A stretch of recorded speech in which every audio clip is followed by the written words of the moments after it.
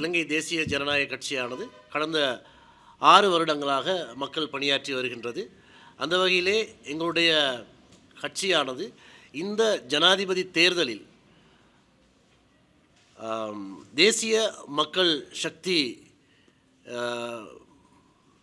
கூட்டணிக்கு எங்களுடைய ஆதரவாளர்களுடைய வாக்குகளை பெற்றுக் கொடுக்குமாறு மக்களையும் எங்களுடைய ஆதரவாளர்களையும் அதேபோன்று இந்து சம்மேளனத்தின் உறுப்பினர்களையும் நாங்கள் அன்போடு கேட்டுக்கொள்கின்றோம். நீங்கள் கடந்த 4 தேர்தலிலே அவதானித்தீர்கள் என்றால் தமிழ் மக்கள் முதல் முறையாக இவருக்கு வாக்களிக்க வேண்டும் என்பதை, ஒரு வேட்பாளருக்கு வாக்களிக்க வேண்டும் என்று குரல் கொடுக்காமல் முன்னாள் ஜனாதிபதி, அந்த நேரம் முன்னாள் ஜனாதிபதியாக இருந்த ரணில் விக்ரமசிங்க அவர்களை தோற்கடிக்க வேண்டும் என்று வடக்கு கிழக்கிலே மிகப்பெரிய ஒரு குரல் எழுந்தது. ஆனால் பெருவாரியான தமிழ் வாக்குகள் அந்த குரலுக்கேற்ப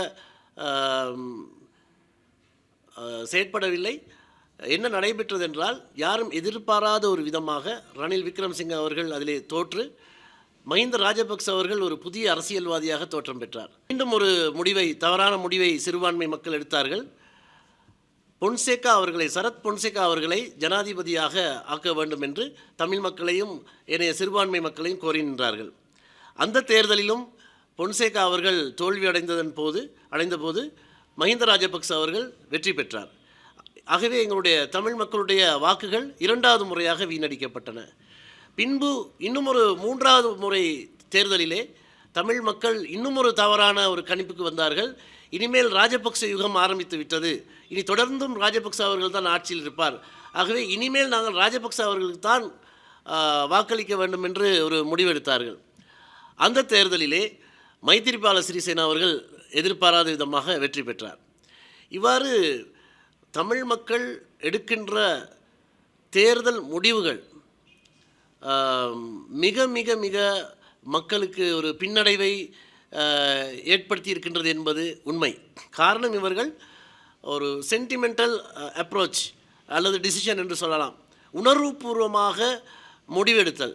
இந்த நபர் எங்களுக்கு எதிரானவர், இவர் வேணாம், இவர் எங்கள் சமுதாயத்துக்கு, எங்கள் இனத்துக்கு எதிரானவர், இவர்தான் வர வேண்டும் என்று முடிவு செய்ததன் விளைவுதான் எங்களுடைய இந்த கடந்த கால 15 வருடங்களாக எங்களுடைய வாக்குகள் வீணடிக்கப்பட்டதுக்கான காரணம். உண்மையிலேயே நாங்கள் உணர்வுபூர்வமாக அன்றி, தெற்கிலே சிங்கள மக்கள் மத்தியிலே இருக்கின்ற தேர்தல் அலை, சிங்கள மக்களுடைய பெரும்பான்மை மக்கள் இந்த நாட்டிலே என்ன முடிவெடுக்கின்றார்கள் என்பதை ஓரளவு ஊகித்து அதற்கேற்றால் போல் அறிவுபூர்வமாக நாங்கள் முடிவெடுத்தோம் என்றால் யார் வெற்றி பெறுவார்கள் என்று கணித்து அந்த வேட்பாளருக்கு எங்களுடைய ஆதரவை கொடுப்பதன் ஊடாக தமிழ் மக்களுடைய அல்லது சிறுபான்மை மக்களுடைய பல அபிவிருத்தி தேவைகளை அல்லது உரிமை சார்ந்த விஷயங்களை நாங்கள் வென்றெடுக்கக்கூடிய வாய்ப்பு இருக்கின்றது. ஆகவே இந்த முறை சிங்கள மக்கள், பெரும்பான்மையாக இருக்கின்ற சிங்கள மக்கள் அனுரகுமார திசாநாயக்க சகோதரர் அவர்களை ஆதரிப்பதாக நாடு முழுக்க ஒரு மிகப்பெரிய ஒரு அலை ஓடிக்கொண்டிருக்கின்றது. அதன் காரணமாக மட்டுமல்ல, நாங்கள் பல கட்சிகளோடு பேச்சுவார்த்தை நடத்தியிருந்தோம். எங்களுடைய கட்சி சார்பிலே நடந்த அந்த பேச்சுவார்த்தையிலே சகோதரர் லால்காந்த் அவர்கள் மிகவும் பாசிட்டிவான சில விடயங்களை எங்களுக்கு கூறியிருந்தார். ஆகவே தேர்தலுக்கு பின்பு நாங்கள் இன்னும் பேச்சுவார்த்தைகளை தொடர இருக்கின்றோம். எங்களுடைய சமூகத்திற்கு, எங்களுடைய இனத்திற்கு அல்லது இலங்கை மக்களுக்கு ஒரு ஊழலற்ற ஒரு ஆட்சியை கொடுப்பதன் ஊடாக நாட்டின் பொருளாதார, சமூக, கலாச்சார, பண்பாட்டு அபிவிருத்தியை மேற்கொள்வதற்கு அது ஒரு களமாக அமையும் என்ற ஒரு காரணத்தினால்தான் நாங்கள் தேசிய மக்கள் சக்திக்கு தேசிய ஜனநாயக கட்சியின் ஆதரவை வழங்கியிருக்கின்றோம்.